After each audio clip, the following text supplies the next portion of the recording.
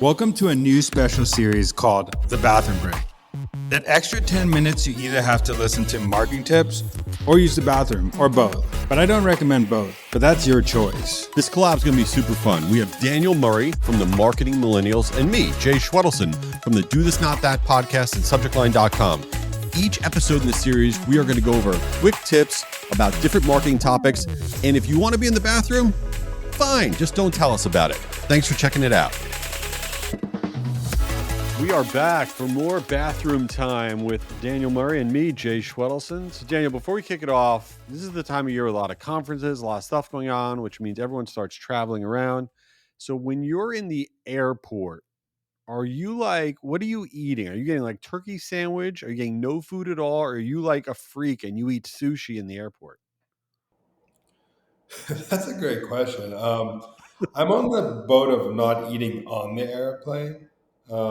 I feel like I don't want to eat in the air. So usually, Ari is actually a very big, like, when we get to the airport, the first thing she's going asking me is where are we getting like food. Like, so we're always going to find somewhere there. But I don't like eating any weird thing that I need to go. This is a good that I might need to go to the bathroom in the air for. So I'm going to eat something very simple before I fly. That's my vote. That's a What good about you? move. I got one time I had fish in the airport and I got violently ill on the plane. Like it was like a bar mitzvah in the bathroom. It was out of control. And so ever since then I've gone very basic in the airport because the airport is not where you want to have things that could go south because it's an uncomfortable situation. So listen, we've covered some good ground there. Let's jump into today's topic, which is thinking about caring about things. Do we care when algorithms change? Should we change our strategy? Do we care when platforms change? Daniel, where do you fall on all this? Like when there's an update to an algorithm on a particular platform, do you just go ahead and change everything or you just leave it all alone? So I always believe that the algorithm is the audience.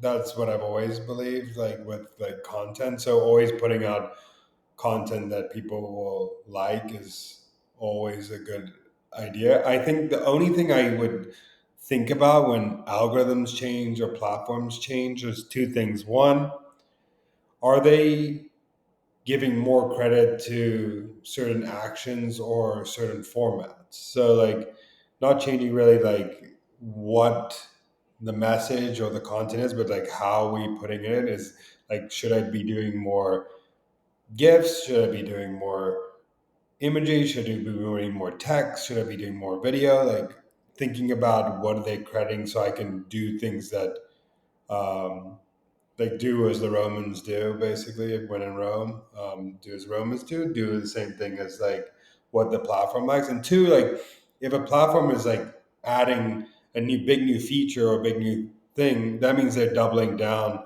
and testing that feature. So I always think like when there's a new feature, even if it goes away, jump on it. Like LinkedIn had LinkedIn Stories, and that actually gives people so many like views from LinkedIn Stories. Now they have LinkedIn, the video feed that they're having, and people are getting crazy reach on video. So it's always smart when a new feature comes out to double down on that because the platform is doubling down impressions on that. So that's my thought is like always know what's going on, but don't strategy should never change. Type content messaging should never change, but how you produce the content might have to change if the algorithm likes it more. Yeah, and I'll add to that it's not only algorithms; it's also when there are changes to for example, iOS 18, which is Apple's new operating system on our phones, is updating the mail app in a big way. And 47% of people that read their email, according to Litmus, read it on the mail app on their phone, whether they have a Gmail address, any type of corporate address, doesn't matter.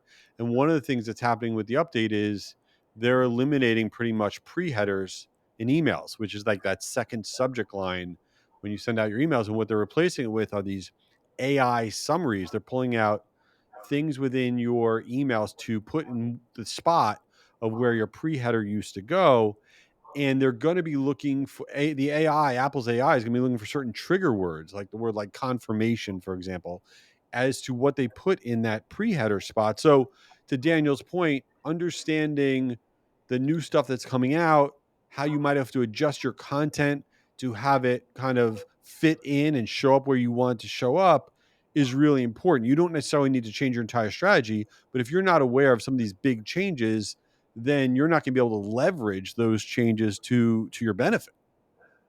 It's also, you become a smarter marketer if you can get ahead of this and not have to have the and not have to go to your team or your leader and say, "Hey, why is email down, or why is this down this week, or why is content impressions down on this?" Like, if you're ahead of it and say, "Oh, well, video content is actually getting more impressions now, like text-based posts are getting less impressions, we maybe should look into that." Now you ahead of saying things that will cause the conversation, or if you bring it up way ahead of time, or if you're noting it, you can tell them the reason why. Because the worst question thing to say is, "Well, I don't know." I don't. It happens all the time with marketers where things happen because of an algorithm change or something like that, and they can't give an answer. So it's good to be ahead of these trends ahead of time. But Jay, a question for you: where do you go and figure out where these trends are happening? What are you looking at so people can figure out when these things are happening?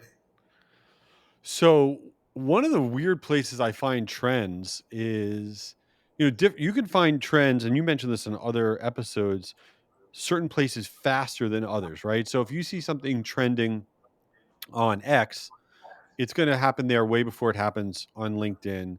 If you see something trending on TikTok, it'll happen even faster there than other places. One of the easiest hacks to finding a trend is, and I don't go on TikTok personally a lot, but I look for it for trends.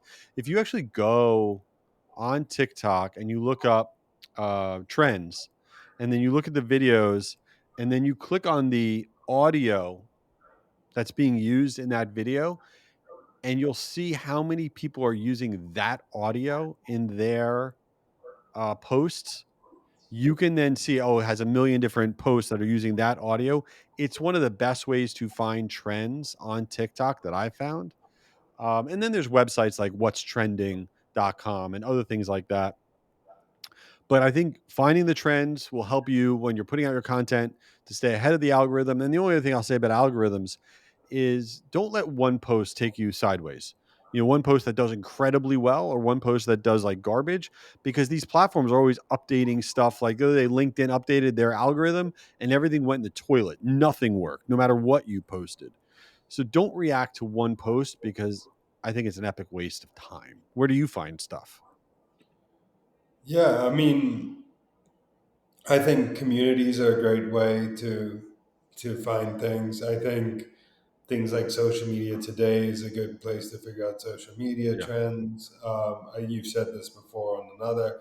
I think Reddit and Twitter always are great place. I like to look at go. This is the one thing I like to look at is go look at um, on X, like LinkedIn help or Facebook help, and see if there's multiple people saying like, "Hey, my posts are getting down," or "Is this down?" or this, to see how many people are saying it before I like start freaking out about something. So I will like go look at what other people are saying if people are writing in, because if you can look at who is mentioning at like the LinkedIn support, or you could see what's happening in real time. So that's a way to like look ahead of things, and I think you can pose questions on a lot of these questions are probably being answered somewhere on the internet. So it just takes a little research to find it. So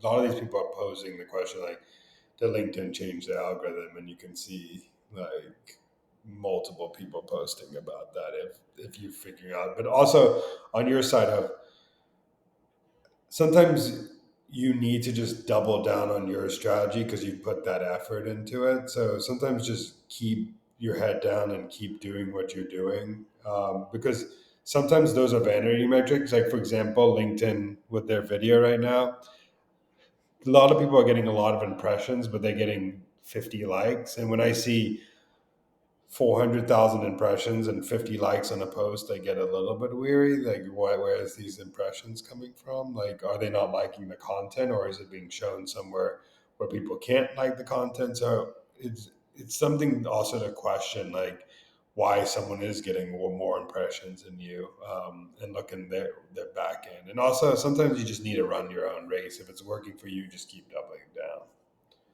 I totally agree with that. Um, all right, I have a question before we wrap up. Back to travel for a second, because that's how we start out here.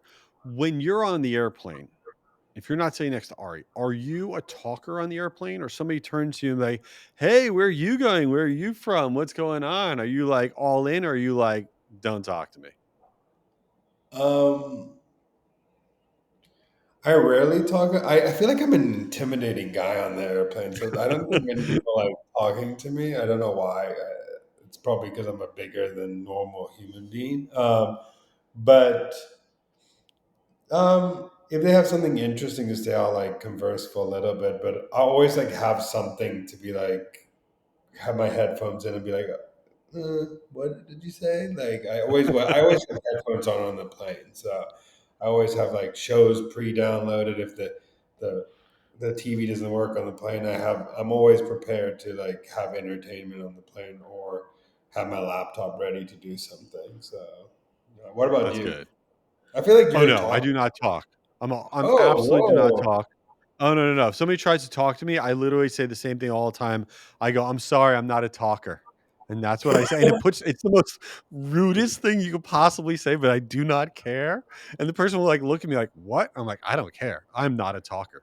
Even though ironically I talk a lot, but I will not talk to anybody on an airplane. Period. End of story. There you go. That's crazy because if you meet Jay at a conference, he'll just talk to you forever. So, like, Oh, I'll if talk to you're you a at a donut conference. fan, go talk to Jay. He wants to talk. You suck so bad. Speaking of sucking, this podcast sucked. No, it didn't. It was amazing. All right, we've done it again. Another episode of the Bathroom Break. Check it out, Daniel. I'll see you later, dude. Daniel, come on, man. I got to get back to work. Get out of there. All right. While he's still in there, this is Jay. Check out my podcast, Do This, Not That, for marketers. Each week, we share really quick tips on stuff that can improve your marketing, and I hope you give it a try. Oh, here's Daniel. He's finally out. Back from my bathroom break. This is Daniel. Go follow the Marketing Millennials podcast, but also tune into this series. It's once a week, the bathroom break. We talk about marketing tips that we just spew out, and it could be anything from email, subject line, to any marketing tips in the world. We'll talk about it. Just give us a shout on LinkedIn and tell us what you want to hear. Peace out. Later.